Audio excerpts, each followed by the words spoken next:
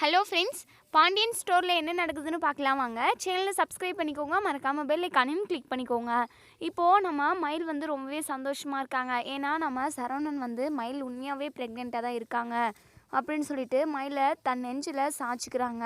சரி மயில், நீ அழுகாத, நான் உன்னை நம்புகிறேன் அப்படின்னு சொல்லிட்டு நம்ம சரவணன் சொன்னதுனால நம்ம மயில் ரொம்பவே சந்தோஷமாக இருக்காங்க.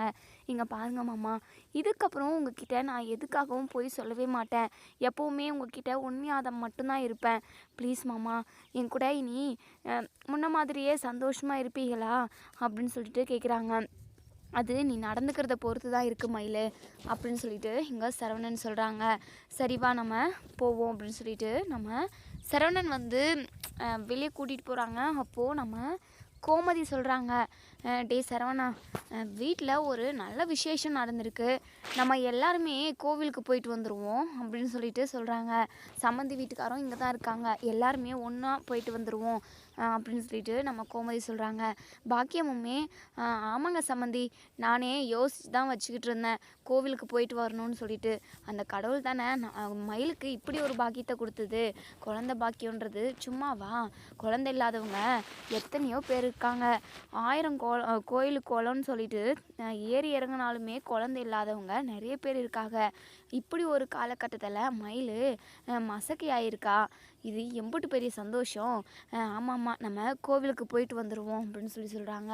அதுக்கப்புறம் பாண்டியன் இருந்துட்டு, சரி சரி, நான் ஒரு சேவலாக பிடிச்சிட்டு வந்துடுறேன் அப்படின்னு சொல்லிட்டு இங்கே நம்ம செந்திலும் நம்ம பாண்டியனும் போய்கிட்டு இருக்காங்க.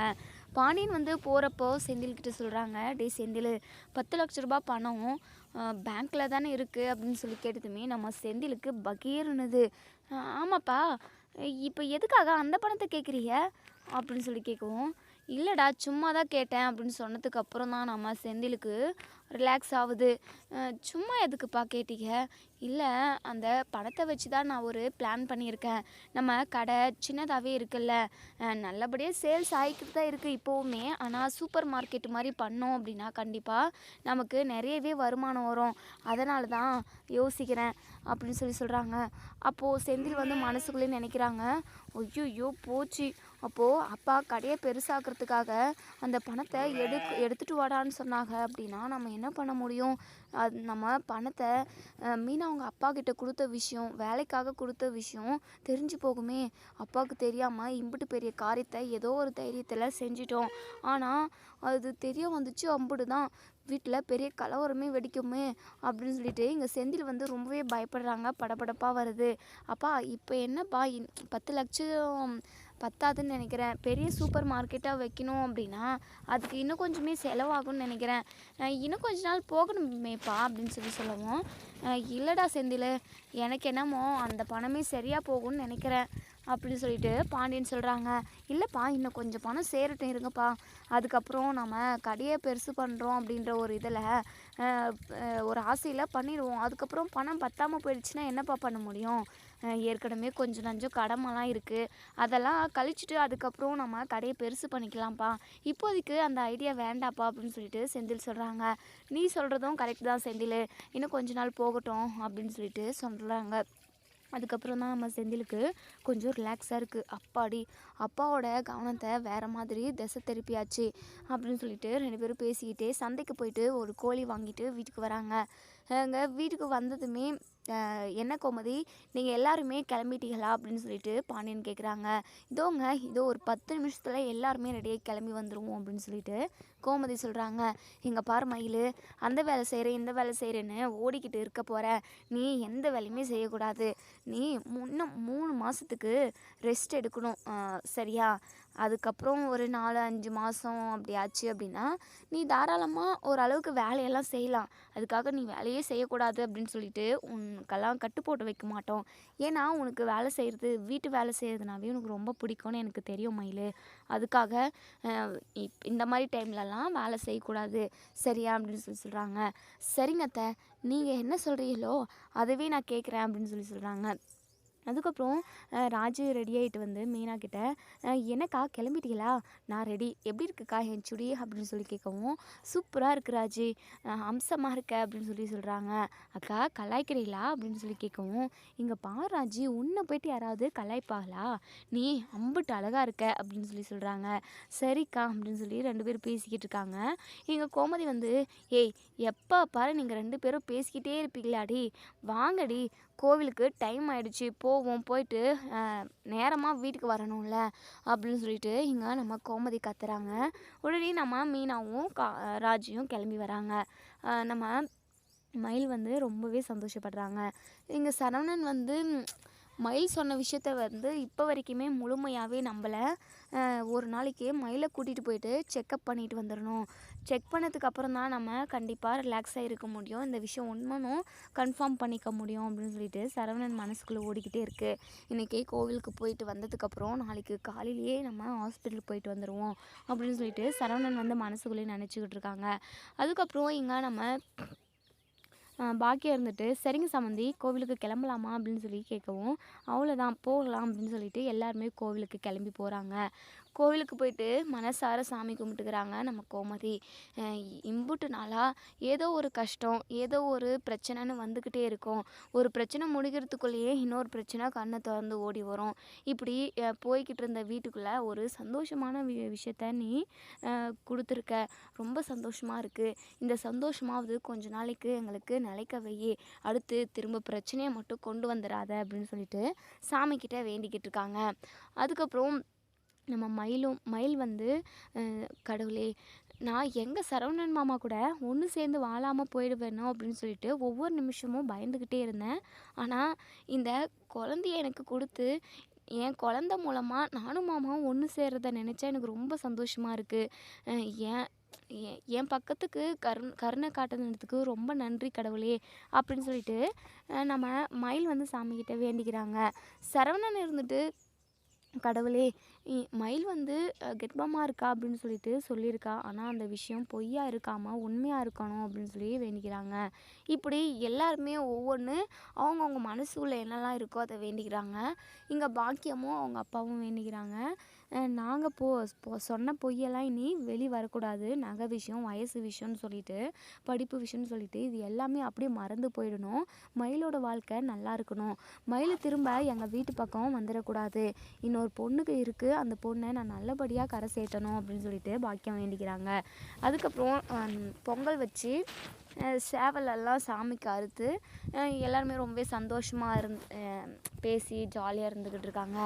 அப்போ தான் இங்கே குமார் வந்து அரசியை கூட்டிக்கிட்டு கோவிலுக்கு வராங்க. இங்கே வந்த இடத்துல பாண்டியன் குடும்பமே ஒன்று மண்ணுமா சந்தோஷமாக இருக்காங்க. அப்போ இந்த குமார் வரான். குமார் பார்த்துட்டு ஏதாவது ஒரு பிரச்சனையை கிளப்பணும், அவங்க மனசை கஷ்டப்படுத்தணும் அப்படின்னு சொல்லிட்டு யோசிக்கிறான். நம்ம அரசிக்குமே தெரிஞ்சு போகுது இவன் என்ன யோசிக்கிறான் அப்படின்னு சொல்லிட்டு. ஏ அரசி, என்ன உங்கள் குடும்பமே ஒட்டு மொத்தமாக வந்து சாமி கும்பிட்டுக்கிட்டு இருக்கு? ஓ, உன்னை மாதிரி ஒரு தருதலையே வேறு ஒரு வீட்டுக்கு போயாச்சு, அனுப்பி விட்டாச்சு. இனிமே அந்த மாதிரி தருதலை வந்து நம்ம வீட்டுக்கு பிறந்து வரக்கூடாது, நம்ம வீடு வந்து சந்தோஷமாக இருக்கணும் அப்படின்னு சொல்லிட்டு வந்து சாமி கும்பிட்றாங்களோ.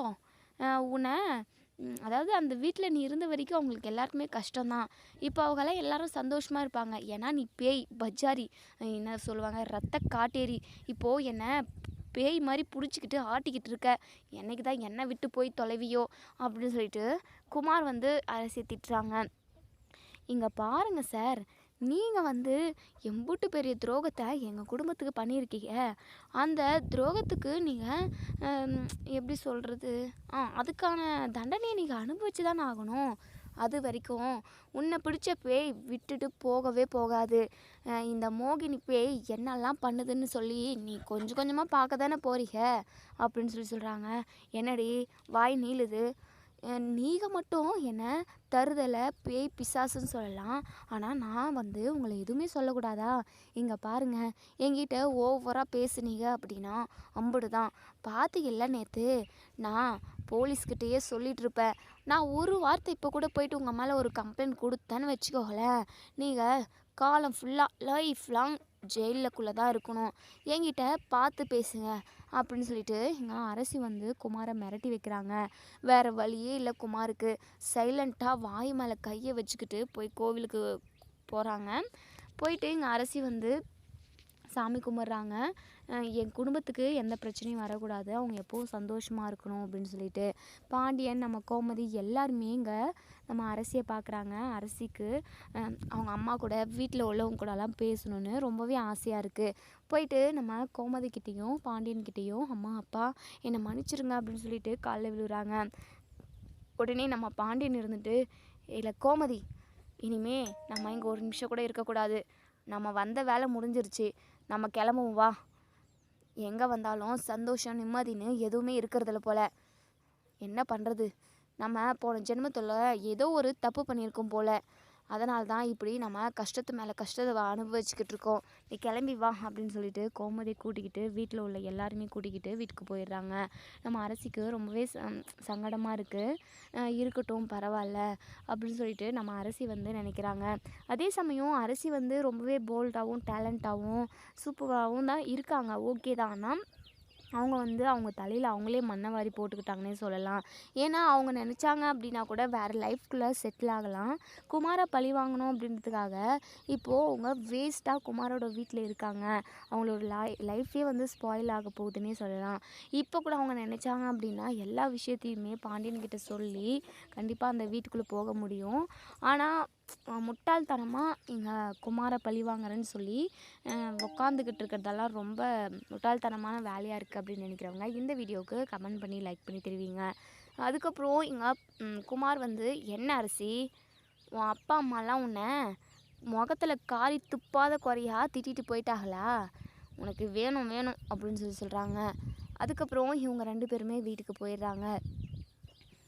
நம்ம அப்போ தான் இருந்துட்டு, என்னடா குமார், அரசியை கோவிலுக்கு கூட்டிகிட்டு போயிட்டு வந்தியா, அவளுக்கு நீ எந்த தொந்தரவும் கொடுக்கல, 2 பேரும் ஒன்று மண்ணுமா சந்தோஷமாக இருங்க, பார்த்து கல்யாணம் பண்ணிட்டு வந்திருந்தா கூட பரவாயில்ல, ஆனால் நீயா தேடிக்கிட்ட வாழ்க்கை தான். ஆனால் 2 பேரும் எப்போ பாரு சண்டை போட்டுக்கிட்டே இருக்கீங்க, நீங்கள் உண்மையாகவே காதலிச்சு தான் கல்யாணம் பண்ணிக்கலாம் அப்படின்னு சொல்லிட்டு எனக்கு டவுட்டாகவே இருக்குடா குமார். என்னமோ 2 பேருக்கும் கல்யாணம் நடந்துருச்சு, இனி நீங்கள் 2 பேரும் சண்டை போடாமல் சந்தோஷமாக வாழ்க்கையை வாழ்கிற வழியை பாருங்கள். அது மட்டும் இல்லாமல் கல்யாணம் தான் ஆயிடுச்சு, இப்படியே சண்டை போட்டுக்கிட்டே வாழ்க்கையை நகர்த்திடலான்னு மட்டும் நினைக்காதீங்க. இந்த வீட்டுக்கு ஒரு வாரிசு வரணும், புரியுதா அரசி அப்படின்னு சொல்கிறாங்க. உடனே நம்ம அரசிக்கு பயங்கரமாக எரிச்சலாக இருக்குது. வாரிசும் வராது, ஒரு மண்ணும் வராதுன்ற மாதிரி மனசுக்குள்ளே நினைக்கிறாங்க. நம்ம குமாருக்கு கோவம் வந்துடுது. என்ன பார்த்தா, என்ன வாரிசும் வேணாம், ஒன்றும் வேணாம் எனக்கு அப்படின்னு சொல்லிட்டு முகத்தில் அடித்த மாதிரி பேசுகிறாங்க. என்னடா குமாரி இப்படி பேசுகிற, அப்போ எதுக்காகடா அரசியை கல்யாணம் பண்ணிக்கிட்ட அப்படின்னா நீங்கள் ஒரு குடும்பமாக வாழணும்ல, உங்களுக்குன்னு ஒரு குழந்தை குட்டின்னு வர வேண்டாமா அப்படின்னு சொல்லி கேட்கவும், எதுக்கு வரணும், ஒன்றும் வர வேண்டாம், இந்த தருதலையே என்னை விட்டுட்டு எப்போ போவாளோன்னு நான் பார்த்துக்கிட்டு இருக்கேன், இவ என்னை பிடிச்சிக்கிட்டு ஆட்டிக்கிட்டு இருக்கா, இவளை ஃபஸ்ட்டு முடிஞ்சா அவங்களால வீட்டை விட்டு வெளியே துரத்துங்க பார்க்கலாம் அப்படின்னு சொல்லிட்டு கோவத்தில் என்னென்னமோ பேசிடுறாங்க. இதெல்லாம் கேட்டு நம்ம அப்பத்தாவுக்கு ரொம்பவே மனசு கஷ்டமாக இருக்குது. ஒன்றுமும் புரியல. டே குமார், ஏன்டா வாய்க்கு வந்தபடியெல்லாம் பேசிக்கிட்டு இருக்க, அரசி பாவம்டா, அவளை நீ காதலிச்சு தானே கல்யாணம் பண்ணிட்டு வந்த, ஏன் இப்படி பேசுகிற, அவளை ஏன் உனக்கு பிடிக்கல, எனக்கு ஒன்றுமே புரியல குமார். அப்பத்தா, உனக்கு ஒன்றும் புரியாமல் இருக்கிறதே ரொம்ப நல்லது, நான் வரேன் அப்படின்னு சொல்லிட்டு கிளம்பி போயிடுறாங்க. நம்ம அப்பத்தா இருந்துட்டு, அரசி என்ன அரசி பார்த்தீங்களா அம்மாச்சி, அவங்க இப்படி தான் என் கூட சண்டை போட்டுக்கிட்டே இருக்காங்க, எனக்கும் இந்த வீட்டுக்கு வாரிசை கொண்டு வரணுன்ட்டு ஆசை தான், ஆனால் அவங்க எதுக்குமே சம்மதிக்க மாட்டேங்கிறாங்க, ஏன்னா அவங்களுக்கு பிடிக்கலையாம், என்னன்னே தெரியலாமாச்சு அப்படின்னு சொல்கிறாங்க. நீ கவலைப்படாதம்மா, எல்லாமே சரியாயிடும் அப்படின்னு சொல்கிறாங்க. எப்போ அம்மாச்சி சரியாக வருது, என் வாழ்க்கையை நான் எப்போ தான் வாழ்கிறது, என் அம்மாவையும் என் அப்பாவையும் அவங்களுக்கு சுத்தமாக பிடிக்கல போல், அதனால தான் அவங்க என்கிட்ட கோவமாக நடந்துக்கிறாங்க, நான் எப்படி அம்மாச்சி அவங்கள திருத்துறது அப்படின்னு சொல்லி பேசிக்கிட்டு இருக்காங்க. இதை எல்லாத்தையுமே பக்கத்தில் கொஞ்சம் தூரத்துலேருந்து நின்று நம்ம குமார் வந்து கவனிச்சிக்கிட்டு தான் இருக்காங்க. எப்படியெல்லாம் நடிக்கிறா பாரு, பாவி இவ சினிமாவிலே நடிக்கலாம் போல், ஹீரோயின் கூட இவ கிட்ட நடித்தாங்கன்னா தோற்று போயிடுவாங்க அப்படின்ற மாதிரி யோசிக்கிறாங்க. அம்மாச்சி எனக்கு மனசே ரொம்ப சரியில்லை அம்மாச்சி. சரிங்க அம்மாச்சி, இன்றைக்கி தான் கோவிலுக்கு போயிட்டு சாமி கும்பிட்டு வந்தேன், எல்லாமே சரியாயிடும் அப்படின்ற ஒரு நம்பிக்கையில் தான் இருக்கேன் அப்படின்னு சொல்லிட்டு நம்ம அரசி வந்து அவங்க நாடகத்தை போட்டுட்டு அதுக்கப்புறம் ரூமுக்கு போயிட்டு ரெஸ்ட் எடுக்க போயிடுறாங்க. இன்னொரு சைடு இங்கே நம்ம பாண்டியனும் கோமதியும் ரொம்பவே வருத்தத்தில் இருக்காங்க.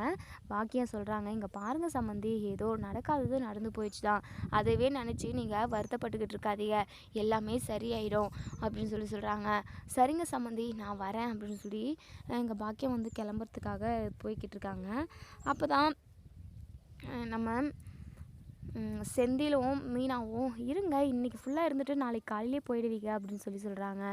நேற்று வந்தது, இன்றைக்கி ஃபுல்லாக இங்கே தான் இருந்தோம், வீட்டில் போட்டது போட்டபடியே இருக்கும், சுடரும் தனியாக இருப்பா, நாங்கள் போகிறோம் அப்படின்னு சொல்கிறாங்க. இல்லைங்க, நீங்கள் இருந்துட்டு போங்க, மயில் வந்து ப்ரெக்னெண்ட்டாக இருக்காங்க, அவங்க பக்கத்தில் இருந்தால் அவங்களுக்கும் கொஞ்சம் தைரியமாக இருக்கும்ல அப்படின்ற மாதிரி மீனாவுமே சொல்கிறாங்க. சரின்ட்டு பாக்கியம் வந்து ஓகேன்னு சொல்கிறாங்க.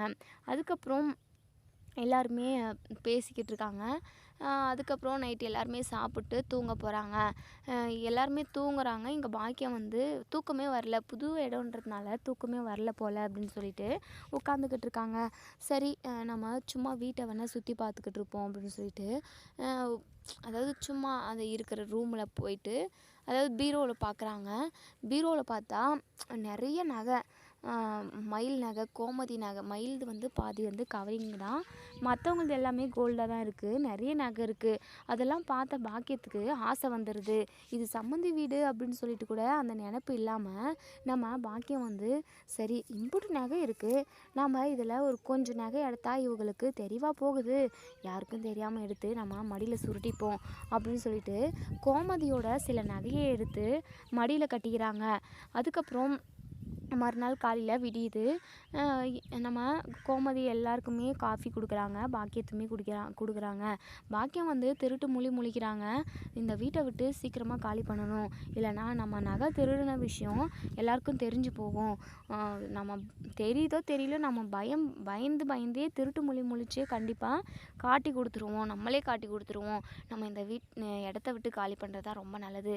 இங்கே பாரியா, போகலாம் வா, சுடரு தனியாக இருப்பா, நம்ம போகலாம் அப்படின்னு சொல்கிறாங்க.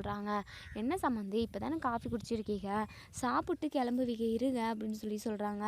அதுக்கப்புறம் இங்கே நம்ம மீனா, ராஜி, கோமதின்னு சாப்பாடெல்லாம் ரெடி பண்ணிக்கிட்டு இருக்காங்க. அப்போது நம்ம மீனாவுக்கு வந்து ஒரு ஃபங்க்ஷன், அவங்க ஃப்ரெண்டுக்கு வந்து என்கேஜ்மெண்ட் நடக்குது. அத்தை, என் ஃப்ரெண்டுக்கு என்கேஜ்மெண்ட் நடக்குது, உங்கள் நகையில் ஒரு நகை அழகாக இருந்ததில்ல, அந்த நகையை நான் இன்றைக்கி போட்டுட்டு போகட்டுமா அப்படின்னு சொல்லுவோம். என்னடி இதெல்லாம் என்கிட்ட கேட்டுக்கிட்டு இருப்பியா, இதுக்கு கூட பர்மிஷன் வாங்குவியா, நீ போயிட்டு எடுத்து போட்டுக்கப்போ அப்படின்னு சொல்கிறாங்க. அதுக்கப்புறம் நம்ம மீனா வந்து ரெடியாகி கிளம்புனதுக்கப்புறம் போயிட்டு நகையை எடுக்கலான்னு போகிறாங்க. நம்ம மீனா நினச்ச நகை அதில் இல்லை. உடனே கோமதிக்கிட்ட வந்து சொல்கிறாங்க. கோமதி இருந்துட்டு, இருக்குமேடி, அங்கே தானே வச்சேன், எங்கே போயிருக்க போகுது அப்படின்னு சொல்லிட்டு பீரோவே அலசி பார்க்குறாங்க. அங்கே நகையே இருக்கிறதில்ல. நம்ம சரவணன், பாண்டியன், செந்தில், கதிர்னு எல்லாருமே வீட்டுக்குள்ளே தான் இருக்காங்க, யாருமே வேலைக்கு இன்னுமே போகலை. அதுக்கப்புறம் இந்த விஷயத்த வந்து நம்ம கோமதி வந்து சொல்கிறாங்க, நகையை காணோம் அப்படின்னு சொல்லிட்டு.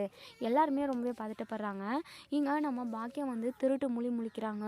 ஐயோ, நகை இல்லைன்ற விஷயம் தெரிஞ்சு போச்சே, நல்லா மாட்டணும், வசமாக மாட்டணும். சரி பாக்கியம், நீ எதுவும் தெரியாத மாதிரி இரு, என்ன நடக்குமோ, ஐயோ நம்ம பொண்ணு வாழ்க்கை கெட்டு போயிடுமோ இதனால் அப்படின்னு சொல்லிட்டு இங்கே பாக்கியம் வந்து ரொம்பவே பதட்டப்படுறாங்க. அதுக்கப்புறம் நம்ம சரவணனுக்கு வந்து டவுட் வருது. இங்கே பாக்கியம் திருட்டு முழிக்கிறாங்க, ஏற்கனவே நம்மக்கிட்ட ஏகப்பட்ட பொய்யை சொன்னவங்க தானே குடும்பத்தோடு சேர்ந்து, ஒருவேளை நகையை இவங்க தான் திருடி இருக்கணும் அப்படின்னு சொல்லிட்டு நம்ம சரவணன் வந்து யோசிக்கிறாங்க. உடனே நம்ம சரவணன் இருந்துட்டு, எனக்கு என்னமோ மயிலோட அம்மா மேலே தான் எனக்கு டவுட்டாக இருக்குது, ஏன்னா நேற்றுலேருந்து அவங்க மட்டும் தானே இந்த வீட்டுக்குள்ளே இருக்காங்க, நம்ம வீட்டில் உள்ளவங்க யார் நகை எடுக்க போகிறாங்க அப்படின்னு சொல்கிறாங்க. நம்ம பாக்கியோட ஹஸ்பண்ட் மயிலுன்னு பயங்கரமாக ஷாக் ஆகுறாங்க. மயில் பயங்கரமாக அழுகுறாங்க.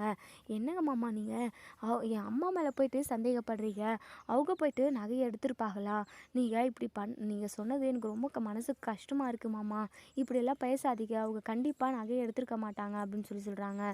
உடனே நம்ம நம்ம பாண்டியனும் கோமதியுமே, சரவணா என்ன இது, யார் மேலே பழி போடுறதுன்னு கூட ஒரு விவஸ்தை இல்லையாடா, அவங்க நம்ம சம்மந்திகடா, அவங்க போயிட்டு இப்படி ஒரு வேலையை பார்ப்பாங்களா, நகை காணாமல் போயிருக்கிறது உண்மைதான், ஆனால் யாராச்சும் திருடர்கள் கூட வந்திருக்கலாம்ல, நீ அபாண்டமாக அவங்க மேலெல்லாம் பழி போடாத, நம்ம போலீஸை வர வைப்போம் அப்படின்னு சொல்கிறாங்க. இல்லைப்பா, எனக்கு என்னமோ அவங்க மேலே தான் டவுட்டாக இருக்குது, இவங்க என்னெல்லாம் போய் சொல்லியிருக்காங்கன்னு எனக்கு மட்டும்தானே தெரியும். ஒரு விஷயம் உங்களுக்கு தெரியுமாப்பா, மயில் படிக்கவே இல்லை, அதான் எம்ஏ முடிச்சிருக்குன்னு சொல்லிட்டு நம்மக்கிட்ட பொய் சொல்லியிருக்கா, குடும்பமே சேர்ந்து பொய் சொன்னவங்க தான்ப்பா இவங்க எல்லாருமே அப்படின்னு சொல்லிட்டு உண்மையை ஓப்பன் பண்ண நம்ம சரவணன் பயங்கர அதிர்ச்சியான மயில். அதுக்கப்புறம் இங்கே நம்ம சரவணனுக்குமே பயங்கர அதிர்ச்சியாக இருக்குது. என்னடா சொல்கிற அப்படின்னு சொல்லி கேட்கவும், ஆமாப்பா மயில் படிக்கவே இல்லை, படித்தேன் கிழிச்சேன்னு சொல்லிட்டு டீச்சர் வேலைக்கு போனால், குழந்தைங்கள்லாம் பாவம் என்னத்த சொல்லி கொடுத்தாலோ இவளுக்கே ஒன்றும் தெரிஞ்சிருக்காது, அங்கே போயிட்டு நம்ம குடும்பமானத்தை தான் வாங்கிட்டு வந்திருப்பா, எப்படியோ தெரியாமல் இருந்தது நமக்கு சந்தோஷம், அப்புறமா போயிட்டு ஹோட்டலில் வேலை செஞ்சுருக்கா, அதை நான் கண்டுபிடிச்சிட்டேன், அந்த விஷயத்த யார்கிட்டையுமே இத்தனை நாளாக நான் சொல்லாமல் இருந்தேன், என்ன பண்ணுறது, வீட்டில் பிரச்சனை மேலே பிரச்சனை போய்கிட்டு இருக்கிறதே, இந்த விஷயத்தையும் சொல்லி நம்ம அவளை கஷ்டப்படுத்தக்கூடாதுன்னு நினச்சேன். நான் வந்து கேட்டேன், ஏன் இதில் வேலை செய்கிற, எதுக்காகன்னு கேட்டதுக்கு, அதெல்லாம் ஒன்றும் இல்லை, சர்டிஃபிகேட் காணும் அப்படி இப்படின்னு என்னென்னவோ ரீசன் சொன்னான். சரி சர்டிஃபிகேட்டை நம்ம புதுசாக அப்ளை பண்ணி வர வைப்போம் அப்படின்னு சொல்லிட்டு காலேஜுக்கு கூட்டிகிட்டு போனால், அங்கே தான் மொத்த விஷயத்தையுமே சொல்கிறா, பெரிய ஆஃபீஸுக்கு போகிறேன் அப்படின்னு சொல்லிட்டு என்னென்னமோ சீனை போட்டா, ஆனால் லாஸ்ட்டில் ஹோட்டலில் வேலை செஞ்சுக்கிட்டு இருந்தா. லாஸ்ட்டில் எனக்கு இவள் படிக்கவே இல்லை, 12ஆம் கிளாஸ் தான் முடிச்சிருக்கான்ற விஷயம் தெரிஞ்சதுமே எனக்கு எவ்வளோ அதிர்ச்சியாக இருந்தது தெரியுமாப்பா. இப்படி குடும்பமே சேர்ந்து பொய் சொல்லி ஏமாத்திருக்காங்க, நம்ம குடும்பத்தை முட்டாளாக்கியிருக்காங்கப்பா. கண்டிப்பாக இவங்க நகையை எடுத்துருக்கிறதுக்கு 100% வாய்ப்பு இருக்குது அப்படின்னு சொல்கிறாங்க. இதை கேட்டதுமே நம்ம பாண்டியனுக்குமே சந்தேகம் வந்துடுது. உடனே மயில்கிட்ட, என்னப்பா இது, எதுக்காக எங்கள் குடும்பத்தை ஏமாற்றணும்னு நினச்சேன், எனக்கு பொய் சொன்னால் சுத்தமாக பிடிக்காதுப்பா, நீ படிக்கணும் நிறைய படிச்சிருக்கணுன்றதெல்லாம் இல்லை, நீ நல்ல பொண்ணாக இருந்து உங்கள் குடும்பம் நல்ல குடும்பமாக இருக்குதா மட்டும்தான் நான் பார்த்தேன், ஆனால் நீ என்னடானா இப்படி பண்ணிட்டியம்மா அப்படின்னு சொல்லிட்டு ரொம்பவே மனசு கஷ்டப்படுறாங்க. நம்ம மயில் வந்து, மன்னிச்சிருக்க மாமா, ஏதோ தெரியாமல் எங்கள் குடும்ப சூழ்நிலை அப்படி இப்படின்னு என்னென்னவோ சொல்கிறாங்க, என்னதான் குடும்ப சூழ்நிலையாக இருந்தாலும் நீங்கள் இவ்வளோ பெரிய பொய்யை சொல்லி எங்கள் குடும்பத்தை முட்டாளாக்கினது ரொம்ப ரொம்ப தப்புமா அப்படின்னு சொல்லிக்கிட்டு இருக்காங்க. குடும்பமே சேர்ந்து மன்னிப்பு கேட்குறாங்க. பாக்கியம் அதே சமயம் ஒரு விஷயமும் சொல்கிறாங்க, அது வந்துங்க சம்மந்தி, நாங்கள் பொய் சொன்னது தான், ஏதோ சுச்சுவேஷன் காரணமாக பொய் சொல்லிட்டோம், ஆனால் நகையை நாங்கள் தான் திருடணும்னு சொல்லிட்டு எங்கள் மேலே அபாண்டமாக மாப்பிள்ளை பொய் சொல்கிறாரு, பழி சுமத்துறாரு அப்படின்னு சொல்கிறாங்க. இல்லைப்பா, அவங்கக்கிட்ட தான் இருக்குது, நீங்கள் அவங்க ஃபுல்லாக அவங்கள செக் பண்ணி பாருங்கள் அப்படின்னு சொல்கிறாங்க. அதுக்கப்புறம் நம்ம கோமதியுமே, இம்புட்டு பொய் சொல்லியிருக்கீங்க, கண்டிப்பாக நீங்கள் நகையை எடுத்துருக்கிறதுக்கு வாய்ப்பு இருக்குதுன்னு எனக்கும் தான் தோணுது அப்படின்னு சொன்னதுமே நம்ம மயிலோட மனசு சுக்கு நூறாக உடஞ்சி போகுது. ஆனால் பாக்கியம் நகையை எடுத்தது உண்மை தான், ஆனால் மயிலுக்கு தெரியாது. மயில் வந்து ரொம்பவே வெள்ளந்தியாக தான் இருக்காங்க. அதுக்கப்புறம் இங்கே நம்ம கோமதி போயிட்டு அவங்க முந்தானி மடி அது இதுன்னு எல்லா இடத்துலையும் செக் பண்ணி பார்க்குறாங்க, நகை இருக்குது. நகையை பார்த்ததுமே நம்ம கோமதிக்கு பயங்கர அதிர்ச்சி, திருட்டும் அதாவது முட்டையாக கண்ணை முழிக்கிறாங்க. ஏங்க நகை இருக்குங்க, நகையை இவங்க தான் எடுத்து வச்சுருந்துருக்காங்க அப்படின்னு சொல்லுவோம். உடனே இங்கே நம்ம மயிலுக்கு தான் பயங்கர அதிர்ச்சி, தலையை அடிச்சுக்கிறாங்க. ஐயோ, இப்படி ஏம்மா பண்ண, எதுக்காக இப்படி நகையை எடுத்துக்கிட்டு எனக்கு இப்படி அசிங்கத்தை ஏற்படுத்தின, உனக்கு கொஞ்சம் கூட அறிவே இல்லையாம்மா, எதுக்கும்மா இப்படி கீழ்த்தரமான ஒரு வேலையை பண்ண, என் வாழ்க்கை நல்லா இருக்கணும்னு நீ கொஞ்சம் கூட நினச்சியே பார்க்கலையா அப்படின்னு சொல்லிட்டு மயில் பயங்கரமாக அழுகிறாங்க. இந்த பாக்கியம் ரொம்பவே கேடு கெட்டவங்க. ஏன்னா நம்ம மயிலோட வாழ்க்கை பற்றி எதுவுமே அவங்க கொஞ்சம் கூட கவலையே படுறது கிடையாது. அவங்களோட வாழ்க்கை மட்டும்தான், பொண்ணை கல்யாணம் பண்ணி கொடுத்துட்டோம் அப்படின்னா அதோட அந்த கடமை முடிஞ்சு போகுது அப்படி இப்படின்னு சொல்லிட்டு பேசினவங்க தானே அவங்க. மயிலை பற்றி ஒரு நிமிஷம் யோசிச்சு பார்த்துருந்தாங்க அப்படின்னா கண்டிப்பாக அவங்க நகையை திருடியிருப்பாங்களா. நகைக்கு ஆசைப்பட்டு திருடி பொண்ணோட வாழ்க்கையவே காலி பண்ண துணிஞ்சிட்டாங்க இந்த பாக்கியம். நம்ம பாண்டியனுக்கு பயங்கர கோவம், என்னங்க இது, ஒரு சம்மந்தி வீட்டில் இப்படி தான் பண்ணுவீங்களா, உங்களுக்கெல்லாம் கொஞ்சம் கூட அறிவே இல்லையா, சி, உங்களெல்லாம் நினைக்கவே எங்களுக்கு ரொம்பவே அசிங்கமாக இருக்குது, உங்கள் வீட்டில் ஏன்டா பொண்ணு எடுத்தோன்னு சொல்லிட்டு நான் இப்போ யோசிக்கிறேன், சரவணன் வாழ்க்கையை நானே கெடுத்துட்டேனே, இந்த வீட்டில் என் பேச்சை கேட்டுக்கிட்டு கல்யாணம் பண்ணிக்கிட்டவன் இந்த சரவணன் மட்டும்தான், ஆனால் இவன் வாழ்க்கையை நான் இப்படி சீரழிச்சிட்டேனே அப்படின்னு சொல்லிட்டு நம்ம பாண்டியன் வந்து ரொம்பவே வருத்தப்படுறாங்க. இங்கே நம்ம பாக்கியம் இருந்துட்டு தெரியாமல் நகைக்கு ஆசைப்பட்டு இப்படி நாங்கள் நகையை எடுத்துட்டேன், நான் மன்னிச்சிருங்க அப்படின்னு சொல்லிட்டு காலில் விழுந்து மன்னிப்பு கேட்குறாங்க. உடனே மயிலுக்கு இப்படியெல்லாம் கேட்குறதுக்கு உனக்கு கொஞ்சம் கூட வெக்கமா இல்லையாம்மா, உன்னெல்லாம் என் அம்மான்னு சொல்லிக்கிறதுக்கு எனக்கு அருவருப்பாக இருக்குது, அவமானமாக இருக்குது அப்படின்னு சொல்லவும் உடனே நம்ம சரவணன் இருந்துட்டு, சும்மா நிறுத்து மயில், இந்த திருட்டு வேலையில் உனக்கும் பங்கு இருக்குன்னு எனக்கு தோணுது. நீங்கள் எல்லாருமே குடும்பமாக சேர்ந்து தான் நடிச்சுக்கிட்டு இருக்கீங்க, எனக்கு தெரியும், நீயும் தான் உடந்தையாக இருந்திருப்ப அப்படின்னு சொல்லி நம்ம மயிலுமே கூட்டு சேர்க்குறாங்க. உடனே இங்கே நம்ம மயில் வந்து பயங்கரமாக அழுகுறாங்க. சத்தியமா இதுக்கு எனக்கும் எந்த சம்மந்தம் இல்லை மாமா, தயவு செஞ்சு என்னை புரிஞ்சுக்கோங்க அப்படின்னு சொல்லிட்டு நம்ம மயில் வந்து கெஞ்சுறாங்க, அழுகுறாங்க. ஆனால் சரவணனுக்கு ஒரு மாதிரியாக இருக்குது. என் முகத்திலே முழிக்காத மயில், எனக்கு அசிங்கமாக இருக்கும் உன்னால் என் பொண்டாட்டின்னு சொல்லிக்கிறதுக்கு அப்படின்னு சொல்கிறாங்க. இங்கே பாக்கியத்துக்கு என்ன பண்ணுறதுன்னே தெரியல. இனி பாண்டியன் என்ன முடிவு எடுக்குவாங்க அப்படிங்கிறத வெயிட் பண்ணி பார்ப்போம் ஃப்ரெண்ட்ஸ். வீடியோ